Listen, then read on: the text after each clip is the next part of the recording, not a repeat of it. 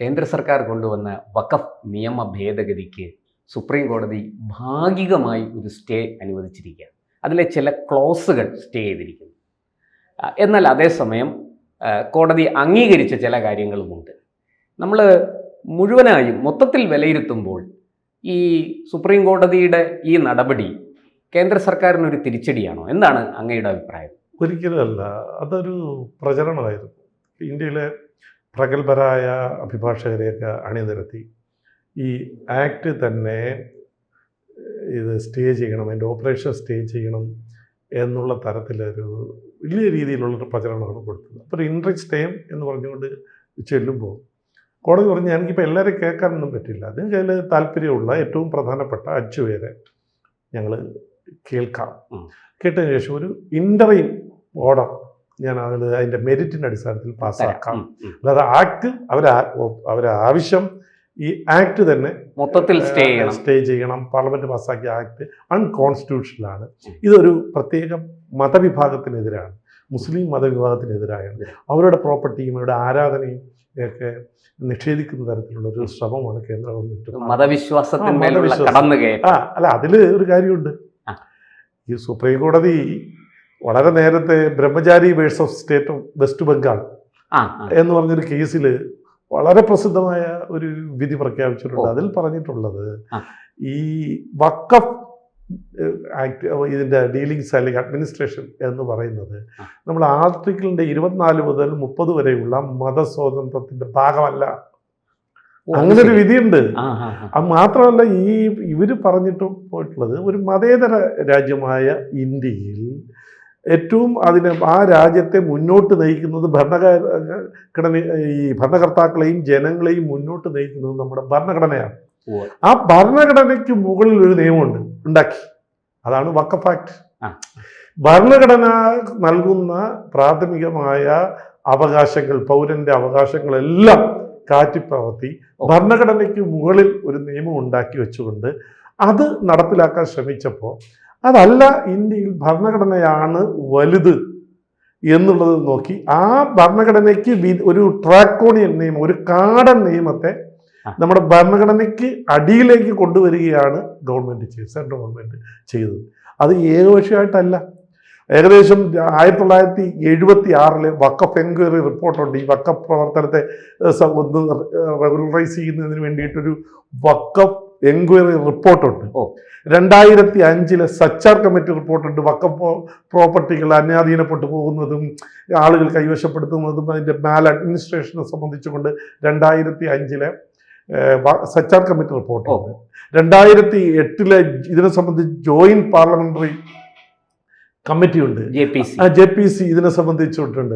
ഇതിൻ്റെ റിപ്പോർട്ടുകളും നിർദ്ദേശങ്ങളും ഒക്കെ കൺസിഡർ ചെയ്ത് കഴിഞ്ഞ 10 വർഷക്കാലമായിട്ട് ഈ സ്റ്റേറ്റ് ഗവൺമെൻറ്റുകളും ഇതുമായി ബന്ധപ്പെട്ട സ്റ്റേക്ക് ഹോൾഡേഴ്സിനെയൊക്കെ കണ്ടും കേട്ടും മനസ്സിലാക്കിക്കൊണ്ട് അവരുടെ അഭിപ്രായത്തിൻ്റെ അടിസ്ഥാനത്തിലാണ് ഇപ്പോൾ വന്നിട്ടുള്ളത്. കാരണം ഇതിൻ്റെ ഒറിജിനലി ഈ നിയമം ഒരു വഖഫ് പ്രോപ്പർട്ടികളുടെ സംരക്ഷണത്തിന് വന്നതെങ്കിൽ 1954 ഈ നിയമം കൊണ്ടുവന്നു.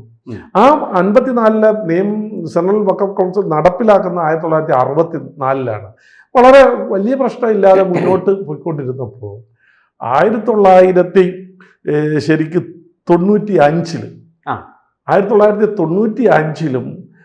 2013 കൊണ്ടുവന്ന ഈ അമെൻമെന്റുകളാണ്, ഭേദഗതികൾ, ഇത് ജനാധിപത്യ വിരുദ്ധവും ഒരു കാടൻ നിയമമായി മുകളിലേക്ക് കൊണ്ടുവന്നത് 1995 2013 കൊണ്ടുവന്ന ഭേദഗതി. 95 പറഞ്ഞിട്ടുള്ള പ്രധാനമായിട്ട് പറഞ്ഞിട്ടുള്ളത് ആരുടെയെങ്കിലും മൗലിക അവകാശങ്ങൾ വരെ ഹനിക്കപ്പെട്ട് കഴിഞ്ഞാൽ നമുക്ക് ഈ കോടതികളിലോ സിവിൽ കോടതിയെ ബാർ ചെയ്തിട്ട് സിവിൽ കോടതികളിലേക്ക് പോകാനോ ഹൈക്കോടതികളിൽ പോകാനോ ഒന്നുമില്ല. ട്രൈബ്യൂണലിൻ്റെ വിധി അന്തിമം ആണ് എന്നുള്ളതാണ്. 2013 ഏറെക്കുറെ ഈ ആരെങ്കിലും ഒരു വസ്തു ഇത് വഖഫിൻ്റെ ആണെന്ന് പറഞ്ഞു കഴിഞ്ഞാൽ പിന്നെ അത് ഫൈനലൈസ് ചെയ്യും. നമുക്ക് പിന്നെ ഒരു നിവൃത്തിയില്ല. അപ്പം ഈ നിയമങ്ങളെയാണ് സത്യത്തിൽ ഇതിനെ ലഘൂകരിച്ച് ഇതിൻ്റെ പല്ലും നഖവും ജനാധിപത്യ വിരുദ്ധമായിട്ടുള്ള ഇതിനെയൊക്കെ ഒന്ന് മാറ്റിയിട്ട് ജനാധിപത്യ വ്യവസ്ഥിതിയിലേക്ക് കൊണ്ടുവന്നു ഭരണഘടനയ്ക്ക് കീഴിൽ കൊണ്ടുവന്ന് ഭരണഘടനയ്ക്ക് വിധേയമായ ഒരു ഭേദഗതിയാണ് കൊണ്ടുവന്നത്. അതിനെ സംബന്ധിച്ച് ഈ പറഞ്ഞതുപോലെ വലിയ പ്രചരണം. ഇപ്പോൾ സത്യത്തിൽ തമാശ തോന്നി. ഈ 5 വക്കീലന്മാരെ കേൾക്കുകയും കുറച്ച് അത്യാവശ്യ കാര്യങ്ങൾ കേൾക്കുകയൊക്കെ ചെയ്ത സമയത്ത് നിങ്ങൾ ആലോചിച്ച് നോക്കേണ്ട ഒരു കാര്യമാണ് ഇന്ത്യൻ ജുഡീഷ്യറിയുടെ 95 ഭരണഘടന ഈ ഭേദഗതി അൺകോൺസ്റ്റിറ്റ്യൂഷണൽ ആണെന്നും 2013 ഭരണഘടന ഈ വഖഫ് ഭേദഗതി ഭരണഘടനയ്ക്ക് വിരുദ്ധമാണെന്നും അൺകോൺസ്റ്റിറ്റ്യൂഷണൽ ആണെന്നും പറഞ്ഞുകൊണ്ട് ഒരു കൂട്ടം ഹർജികൾ അന്ന് സുപ്രീം കോടതിയിൽ പോയി. അന്ന് അവർ പറഞ്ഞത് ഇതെല്ലാം ഹൈക്കോടതി പരിഗണിക്കണം, ഞങ്ങൾക്ക് ഇതൊന്നും കേൾക്കാൻ പാടില്ല എന്ന് പറയുമ്പോൾ ആ സ്ഥാനത്താണ് ഇപ്പോൾ വഖഫ് ഭേദഗതി 2024 ഭേദഗതി കേൾക്കാൻ സുപ്രീം കോടതി ഒരു പക്ഷപാതിത്വം അതിനകത്ത് ആരോപിച്ച തെറ്റു പറയാൻ പറ്റില്ല, തെറ്റു പറയാം. അതേസമയം അന്ന് അൺകോൺസ്റ്റിറ്റ്യൂഷണൽ ആണെന്ന് പറഞ്ഞിരുന്നുവെങ്കിൽ ഇന്ന് ആവശ്യം വരില്ലായിരുന്നു. വളരെ പ്രാകൃതമായിട്ടുള്ള കുറേ നിലപാടുകളാണ് അവർ സ്വീകരിച്ചിട്ടുള്ളത്. അപ്പം അതിന് മാറ്റം വരുത്താൻ ഈ സുപ്രീം കോടതി ഇപ്പോൾ തയ്യാറായി എന്നുള്ളത് ഒരു തിരിച്ചടിയില്ല. തിരിച്ചടി എന്ന് പറയുന്നൊരു സംഭവം നമ്മുടെ കേരളത്തിലെ മാധ്യമങ്ങളുടെ ഒരു സൃഷ്ടിയാണ് ഈ കേന്ദ്ര സർക്കാരിന് തിരിച്ചടി എന്നുള്ളത്. കേരളത്തിലെ മാധ്യമങ്ങളുടെ എനിക്ക് തമാശ തോന്നിയത് സുപ്രീം കോടതി വിധി വന്നപ്പോൾ എല്ലാ മാധ്യമങ്ങളും കേരളത്തിലെ ഒരു മാധ്യമം ഒഴിഞ്ഞു നിന്നിട്ടില്ല, ജനം ഒഴിച്ചിട്ട് ബാക്കി എല്ലാ മാധ്യമങ്ങളും ഞാൻ ഈ സോഷ്യൽ മീഡിയ അല്ലെങ്കിൽ ഓൺലൈൻ ചാനലിലെ മുഖ്യധാര എല്ലാവരും കൂടെ ഒറ്റക്കെട്ടായിട്ട് ഇതോ കേന്ദ്ര ഗവൺമെന്റ് തിരിച്ചടി, പാണക്കാട് ശിഹാബ്ദങ്ങളും അതുപോലുള്ള എല്ലാ ആളുകളും പിന്നെ മറ്റ് രാഷ്ട്രീയക്കാരെല്ലാം മത്സരമായിരുന്നു, ഞങ്ങളാണ് മുമ്പിൽ നടന്നത് എന്നുള്ള രീതിയിൽ. അല്ല, ഇന്ന് ഇപ്പോൾ ദേശാഭിമാനിയിൽ മുൻ പേജിൽ വാർത്തയുണ്ട്, MABV പറഞ്ഞിരിക്കുന്നത് ഇടതുപക്ഷം ഉയർത്തിയ വിമർശനത്തിന്റെ വിജയമാണ് എന്നൊക്കെയാണ്. അതിൽ എന്താണ് എന്ന് പറഞ്ഞത് ഇപ്പൊ സുപ്രീം കോടതി പറഞ്ഞത് എന്താണ്? ഈ ഭേദഗതി എന്തായാലും സ്റ്റേ ചെയ്യാൻ പറ്റില്ല. സ്റ്റേ ചെയ്തില്ല. ചില കാര്യത്തിൽ അത് കോടതി ഭാഗികമായിട്ട് പറഞ്ഞിട്ടുള്ളത് കാര്യം, ഒരു നിയമം പാസ്സാക്കിയാൽ ഇപ്പൊ ഒരാള് മുസ്ലിം ആണ് എന്ന ഒരു 5 വർഷത്തിൽ കൂടുതൽ മുസ്ലിം പ്രാക്ടീസ് ചെയ്താലേ നിങ്ങൾക്ക് വഖഫ് ചെയ്യാൻ പറ്റുള്ളൂ എന്ന് പറഞ്ഞിട്ട് ആ കാര്യത്തിൽ കോടതി പറഞ്ഞത് നിങ്ങളൊരു റൂൾസ് ഫ്രെയിം ചെയ്യണം. എങ്ങനെയാണ് നിങ്ങൾ ഇത് അസസ് ചെയ്യണം? ഇയാൾ 5 വർഷം മാനദണ്ഡങ്ങൾ അത് എല്ലാ നിയമത്തിനും അങ്ങനെയാണ്. റൂൾസ് വന്നാലേ, ചട്ടം വന്നാലേ ആക്ട് പ്രാവർത്തികമാക്കാൻ പറ്റും. പഞ്ചായത്ത് രാജ് വന്നപ്പോഴും മറ്റ് നിയമങ്ങൾ വന്നപ്പോഴും നമുക്ക് റൂൾസ് ശരിയാണ്. പാർലമെന്റിൽ ഒരു ബില്ല് അതിന്റെ റൂൾസ് നടപ്പിലാക്കേണ്ട രീതിയെ കുറിച്ച് മോഡ് ഓഫ് ഓപ്പറൻഡി വന്നാലല്ലേ അത് ആക്ടായിട്ട് മാറുള്ളൂ. അപ്പൊ അങ്ങനെ പറ്റൂ. ഇതിലും പറഞ്ഞിട്ടുള്ള കാര്യം, നിങ്ങൾ ഒരു കാര്യം മനസ്സിലാക്കാറുള്ളത്, ഇത് ഒരു സമൂഹത്തിന്റെ മാത്രം പ്രൊട്ടക്ഷൻ അല്ല, നമുക്ക് ഈ ഒരു പ്രത്യേക വിഭാഗത്തിന്റെ അല്ല, മൊത്തം സമൂഹത്തിന്റെയും പ്രൊട്ടക്ഷൻ വേണം. ഇപ്പൊ ഞാൻ ഒരു വസ്തു വാങ്ങുകയാണ്, എനിക്കൊരു വസ്തു വാങ്ങുകയാണ്, ഞാൻ വില കൊടുത്ത് ജീവിതകാലം കഷ്ടപ്പെട്ട് ബാങ്കിൽ നിന്ന് പണമൊക്കെ എടുത്ത് ലോണൊക്കെ എടുത്തിട്ട് വസ്തു വാങ്ങി. ഈ വസ്തു വാങ്ങിയിട്ട് ഞാൻ 5 ഇതിന്റെ പാലുകാച്ചിന്റെ സമയത്തേക്ക് രജിസ്റ്റർ ചെയ്ത് ടാക്സ് അടച്ച് സ്റ്റാമ്പ് ഡ്യൂട്ടി കൊടുത്ത് പോക്കുവരവ് ചെയ്ത് എല്ലാം ചെയ്ത് എൻ്റെ പേരിലാക്കിയിട്ട് ചെയ്യുമ്പോഴത്തേക്ക് വരെയാണ് എനിക്ക് വസ്തു തന്ന ആള് നേരത്തെ ഇത് വഖഫ് ചെയ്തിരുന്നു എന്ന് പറഞ്ഞാൽ യാതൊരു ഡോക്യുമെന്റ് വേണ്ട, 2 സാക്ഷിയും വെച്ചുകൊണ്ട് എൻ്റെ വസ്തു അറ്റാച്ച് ചെയ്യുകയാണ്. ഇതാണ് പ്രാകൃതമായ ഒരു നിയമം എന്ന് പറയുന്നത്. ഞാനിപ്പോൾ എൻ്റെ ഒരു നാളെ ഭാര്യയും മക്കളുമായിട്ട് വിരോധം വരികയാണ്. ഞാൻ പറയണം അവർക്കൊരു പണി കൊടുക്കണം എന്ന് പറഞ്ഞിട്ട് എനിക്ക് എൻ്റെ ഡൈവോഴ്സ് ചെയ്താൽ പോലും ഡൈവോഴ്സ്ഡ് വൈഫിന് അല്ലെങ്കിൽ കുട്ടികൾക്ക് എൻ്റെ എല്ലാ അംശം എൻ്റെ വസ്തുക്കളിൽ ഇതൊക്കെ വാങ്ങാൻ അവകാശം വരും. അപ്പൊ അങ്ങനെ വരുമ്പോൾ എൻ്റെ ഹെറിഡിറ്ററി ആയിട്ടുള്ള വസ്തുവിന് അവർക്ക് മൈനർ കുട്ടികളാണെങ്കിൽ മേജറായി കേസ് കൊടുത്താൽ എൻ്റെ വസ്തുവിന് അവകാശമുള്ളപ്പോൾ ഞാൻ ഇങ്ങോട്ട് പറയുകയാണെങ്കിൽ അവർക്ക് ഒരു പണി കൊടുക്കണമാണ്, ഞാൻ മുസ്ലിമായി എന്ന് പറഞ്ഞുകൊണ്ട് വഖഫ് ചെയ്ത അതൊരു അഴിയാകുരുക്കാണ്. അപ്പൊ അതുകൊണ്ടാണ് പറഞ്ഞത്, നിങ്ങള് മുസ്ലിം മതം പ്രൊഫസ് ചെയ്യണമെങ്കിൽ ഒരു 5 വർഷമെങ്കിലും വേണം. മാത്രമല്ല നിങ്ങൾക്ക് ഈ പ്രോപ്പർട്ടിയിൽ ഒരു ഓണർഷിപ്പ് പ്രൂവ് ചെയ്യണം. മറ്റേ നേരത്തെ ഒന്നും വേണ്ട, ഒന്നും വേണ്ട, ഏതെങ്കിലും ഒരു വസ്തു വഖഫാണെന്ന് പറഞ്ഞാൽ മതി.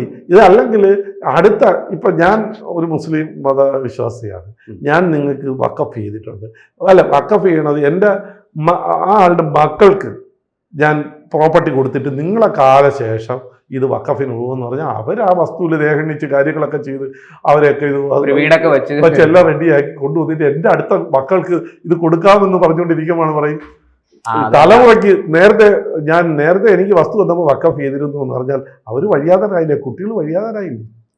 മുസ്ലിങ്ങൾ വിമണിനെ സംബന്ധിച്ചിടത്തോളം അവർക്ക് റൈറ്റ് ഇല്ല എന്ന് പറഞ്ഞു. അപ്പൊ അവരെയൊക്കെ പ്രൊട്ടക്ട് ചെയ്ത് മുസ്ലിം സമുദായത്തിലുള്ളവരും ഈ സമൂഹത്തിൽ പ്രൊട്ടക്ട് ചെയ്യും. ഞാൻ കേട്ടിട്ടുള്ളത് ഏതാണ്ട് 41,000 ചില്ലുവാനം കേസുകളിൽ ഉള്ളതിൽ 40,000-ഓളം കേസുകളും മുസ്ലിങ്ങളുമായിട്ടാണ് വഖഫ് ബോർഡിനുള്ളത്. അതാണ്. അതുപോലെ നമ്മൾ ഈ ഒരു മുനമ്പും ഒക്കെ നമ്മൾ കേൾക്കുന്നുണ്ട്. അല്ല, പക്ഷെ അല്ലാതെ ഒരുപാട് കേസുകൾ ഇത്തരത്തിലുണ്ടെന്നാണ്. അത് മാത്രമല്ല ഇപ്പോൾ അതുകൊണ്ട് കോടതി പറഞ്ഞ് നിങ്ങൾ റൂൾസ് ഫ്രെയിം ചെയ്തു വരുന്നവരെ നിങ്ങൾ ഈ നിയമം നടപടി സ്വീകരിക്കരുത്. കുഴപ്പമില്ല, ആർക്കായാലും വിരോധം. അതേപോലെ വന്ന നോൺ മുസ്ലിമിൻ്റെ കാര്യത്തിൽ ഇവിടെ എല്ലാവരും പറഞ്ഞില്ലേ, ഓരോ മന്ത്രിമാരും പറഞ്ഞു, അല്ല KC വേണുഗോപാൽ പറഞ്ഞ എന്താണ്, അയ്യോ ഗുരുവായൂർ ദേവസ്വത്തിന് മുസ്ലിം ഉണ്ടോ എന്നൊക്കെ ചോദിച്ചു. ഈ വഖഫ് ബോർഡുമായിട്ട് ഫൈറ്റ് ചെയ്യുന്നതെല്ലാം നോൺ മുസ്ലിങ്ങളും ആണ് ബഹുഭൂരിപക്ഷം കേസിൽ. അപ്പോൾ അവർക്ക് ജസ്റ്റ് ആൻഡ് ഫെയർ ആയിട്ടൊരു നീതി വേണം എന്നുള്ളത് കൊണ്ടാണ്. ഇപ്പോൾ എന്നിട്ട് സുപ്രീം കോടതി പറഞ്ഞത് എന്താണ്, സെൻട്രൽ വഖഫ് ബോർഡിൽ 22 പേര് വരുമ്പോൾ അതിൽ 4 പേര് കൂടുതലാവരുത്. നമ്മളും ഈ ആക്ടിലും പറഞ്ഞ അതാണ്, മിനിമം 4 പേരാവണം. സ്റ്റേറ്റ് വരുമ്പോഴത്തേക്ക് 11 പേരിൽ 3 പേര് കൂടുതൽ, ആർക്കും തർക്കമില്ല. അതിനെയാണ് മുസ്ലിം സമുദായത്തിന്റെ ഇടയിലേക്ക് തിരിച്ചുവിടാൻ വേണ്ടിയിട്ട് നോൺ മുസ്ലിം വന്നു, ഒരു സ്പർദ്ധ ഉണ്ടാക്കാൻ വേണ്ടിയിട്ടുള്ള ശ്രമം നടത്തി. പിന്നെ ഒരു കാര്യം പറഞ്ഞു, അതിൽ ചെറിയൊരു കോടതി പറഞ്ഞതിലൊരു ചെറിയ കാര്യമുണ്ട്. നമ്മൾ കളക്ടറോ ഇതുമായി ഇതിന്റെ വസ്തുസ്ഥ ഏറ്റെടുക്കുന്ന സമയത്ത് അത് വഖഫ് ഭൂമി അല്ലാതെ ആവരുത്. അതിന്റെ ഫൈനൽ വിധി വന്ന് ട്രൈബ്യൂണലിലെ വിധി വന്ന് ഹൈക്കോടതിയിൽ തീരുമാനം എടുത്തതിന് ശേഷമേ നിങ്ങൾ റവന്യൂ റെക്കോർഡിൽ മാറ്റാവൂ. അത് ഒരു തെറ്റുമില്ല, അങ്ങനെ മതി. അത് ആ നിയമത്തെ കുറച്ചുകൂടെ ശക്തിപ്പെടുത്തുന്നത്. പിന്നെ രജിസ്ട്രേഷന്റെ കാര്യം വന്നു, നിയമത്തെ ശക്തിപ്പെടുത്തുക. രജിസ്ട്രേഷന്റെ കാര്യം വരുമ്പോൾ എല്ലാ വസ്തുക്കളും രജിസ്റ്റർ ചെയ്യണം. പഴയ ആക്കിലും കൊണ്ട് നിങ്ങൾ രജിസ്റ്റർ ചെയ്ത് പിന്നെ ട്രൈബലിന്റെ വസ്തു ഏറ്റെടുക്കാം. അവരെല്ലാം വലിയ കാര്യത്തിലാണ് പറഞ്ഞത്. ട്രൈബലിന്റെ വസ്തു ആയാലും അവർക്ക് വഖഫ് ചെയ്യണമെന്ന് പറഞ്ഞു കഴിഞ്ഞാൽ കോടതി പറഞ്ഞു പറ്റില്ല. അവര് ദുർബല വിഭാഗമാണ്. അവരെ ഏതെങ്കിലും രീതിയിൽ മതം മാറ്റിയോ അല്ലെങ്കിൽ അവരെ വസ്തുവിനെ ട്രൈബലുകളെ കൊണ്ട് മതം മാറിയോ അങ്ങനെ അവരെ വസ്തു അന്യാധീനപ്പെട്ടു പോകാൻ പറ്റില്ല. നേരത്തെ അവരെ ആക്ടിന് പ്രൊട്ടക്ഷൻ ഉണ്ട്, ഭരണഘടന പ്രൊട്ടക്ഷൻ ഉണ്ട്. അപ്പൊ അതും എടുത്ത് കളയാൻ പറ്റൂല. രജിസ്ട്രേഷൻ എല്ലാവർക്കും വേണം, അതെല്ലാവർക്കും വേണം. ചുമ്മാ വാക്കാൽ പറഞ്ഞാൽ പറ്റില്ല. ഇതൊക്കെയാണ് ഇതിന്റെ അമെന്റ്മെന്റിൽ ഇപ്പൊ കോടതി അനുവദിച്ച 2 കാര്യം. പിന്നെ മറ്റതും പറഞ്ഞു 2A, മുനമ്പത്തിലൊക്കെ ഗുണം വരുന്നത് 2A ആണ്. സൊസൈറ്റിക്കും ട്രസ്റ്റുകൾക്കും ഒക്കെ അവരാണ് അവർക്ക് ഇത് കൊടുത്തു കഴിഞ്ഞാൽ ട്രസ്റ്റ് ആയിട്ടും സൊസൈറ്റി ആയിട്ടൊക്കെ വേറെ ഉണ്ട്.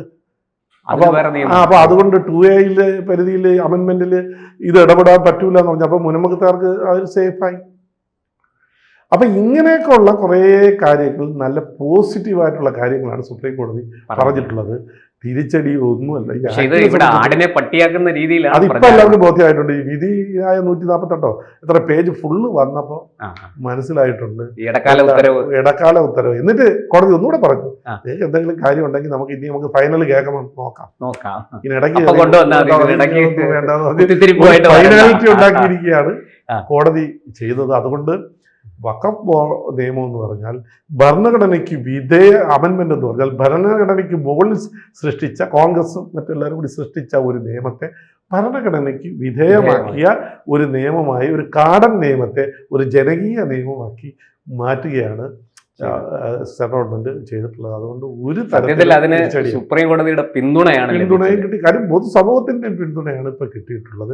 വളരെ രീതിയിൽ മതസ്പർദ്ധ ഉണ്ടാക്കുന്നതിന് വേണ്ടിയിട്ടുള്ള ഒരു ശ്രമങ്ങൾ എല്ലാം പൊളിഞ്ഞു. പിന്നെ CEO ചെയ്യുമ്പോൾ അതിലൊരു കോടതി പറഞ്ഞ CEO ചെയ്യിക്കുമ്പോൾ ഇവർ പറഞ്ഞത് അത് മുസ്ലിമിനെ തന്നെ CEO എന്ന് പറയുമ്പോഴത്തേക്ക് ഗവൺമെന്റ് ഒഫീഷ്യലാണ്. അപ്പൊ ഗവൺമെന്റ് ഒഫീഷ്യൽ മതം നോക്കി നിശ്ചയിക്കാൻ പറ്റില്ല. അപ്പം നിങ്ങൾക്ക് ആസ് പോസിബിൾ എന്നാണ് പറഞ്ഞത്. സാധ്യമാകുന്ന തരത്തിൽ മുസ്ലിങ്ങളെ തന്നെ നിശ്ചയിച്ചോ എന്ന് വെച്ചാൽ മറ്റേ നിശ്ചയിക്കരുതെന്നല്ല, എന്തെങ്കിലും ഒരു ആവശ്യകത പറയാം. ഗവൺമെന്റ് ഉദ്യോഗസ്ഥന്മാരൊക്കെ മതേതരമായി പ്രവർത്തിക്കണം. അവരങ്ങനെ കോടതി പിന്നെ പറയും ഞങ്ങളെ മുസ്ലിങ്ങളെ കേസ് കേൾക്കുന്ന കോടതിയിലെ മുസ്ലിം കോടതി അല്ല, അങ്ങനെ വേണമെന്ന് പറയാൻ പറ്റില്ല. എന്തായാലും ഇത്രയും വിശദമായിട്ട് ഈ വിവരങ്ങൾ സമയമുള്ളത് അല്ലെങ്കിൽ വിശദമായിട്ട് ഇനിയും വരുന്ന ഓരോ സെക്ഷനായിട്ട് ഇനിയും ഇതുപോലെയുള്ള വിഷയങ്ങൾ വരുമ്പോൾ ഇപ്പൊ മുനമ്പം തന്നെ നമ്മൾ എന്തുമാത്രം ചർച്ച ചെയ്തു, അതുപോലെ ഇനിയും വിഷയങ്ങൾ വരും. അപ്പം നമുക്ക് കൂടുതൽ ആഴങ്ങളിലേക്ക് പോകാം. എന്തായാലും ഇത്രയും വിവരങ്ങൾ പങ്കുവച്ചതിൽ വളരെയധികം നന്ദി. കൂടുതൽ വാർത്തകളും വിശേഷങ്ങളും നിങ്ങളിലേക്ക് എത്താൻ ABC മലയാളം സബ്സ്ക്രൈബ് ചെയ്യുക, ബെൽ ബട്ടണും അമർത്തുക.